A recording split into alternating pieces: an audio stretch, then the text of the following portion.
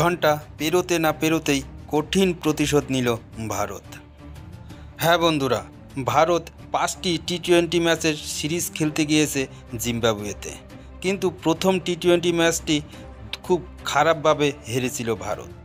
আর তার 24 ঘন্টা পেরোতে না পেরোতেই সেকেন্ড টি-20 ম্যাচে দুর্দান্ত জয় পেয়েছে ভারতীয় টিম। 100 রানে জয় হাসিল করে নিয়েছে শুভমন গিলের ভারতীয় টিম। জিম্বাবুয়ের সাথে প্রথম টি-20 ম্যাচটি খুব লজ্জাজনকভাবে হারের পরে ইন্ডিয়ার বহু সোশ্যাল মিডিয়ায় প্রশ্ন উঠে গিয়েছিল, হিটম্যান রোহিত শর্মা এবং রান ম্যাশিং কিং কোহলি অবসর নেওয়ার পরে কি তাদের উত্তরসূরি হয়ে উঠবেন কেউ? এরপরেই সেই সমালোচকদের মুখে ঝামা ঘষে দিলেন রিঙ্কু সিং, অভিষেক শর্মা এবং ঋতুরাজ গায়কোয়াড়েরা। দ্বিতীয় টি-20 ম্যাচে জিম্বাবুয়ের বোলারদের উপরে শুধু ব্যাটই চালালেন না, তাণ্ডব চালালেন অভিষেক শর্মা। মাত্র 47 বলে সেঞ্চুরি পূরণ করলেন অভিষেক শর্মা, যার মধ্যে 7টি 4 এবং 8টি ছক্কা আছে। অভিষেক শর্মায় যে রোহিত শর্মার উত্তরাধিকারী সেটা বলার অপেক্ষা রাখে না। এক হিটম্যান গায়া তো দুসরে হিটম্যান আ গয়া। এদিন টসে জিতে প্রথমে ব্যাট করার সিদ্ধান্ত নেয় অধিনায়ক শুভমন গিল, কিন্তু দ্বিতীয় ওভারে মুজার রাব্বানির বলে আউট হয়ে যান শুভমন গিল। 3 বলে 4 বলে 2 রান বানিয়ে আউট হন শুভমন। এরপর অভিষেক শর্মা আর ঋতুরাজ গায়কোয়াড় ম্যাচের হাল ধরেন।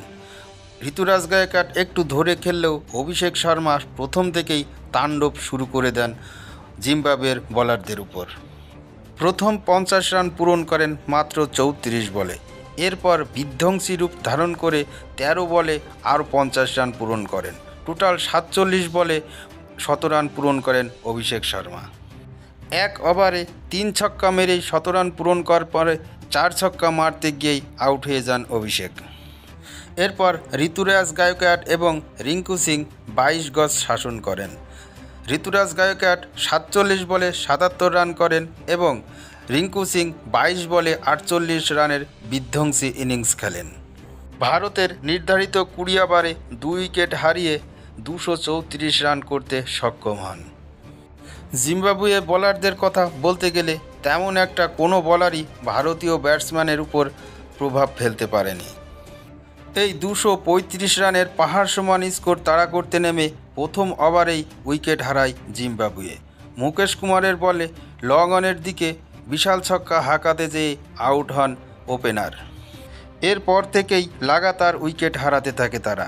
ব্রাইন বেনিট মাত্র 26 রান করে আউট হন।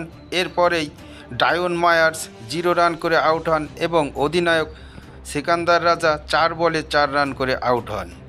ভারতীয় বোলার রবি বিষ্ণই এবং ওয়াশিংটন সুন্দরদের বিধ্বংসী বোলিংয়ের সামনে কুপোকাত হয়ে যায় জিম্বাবুয়ে।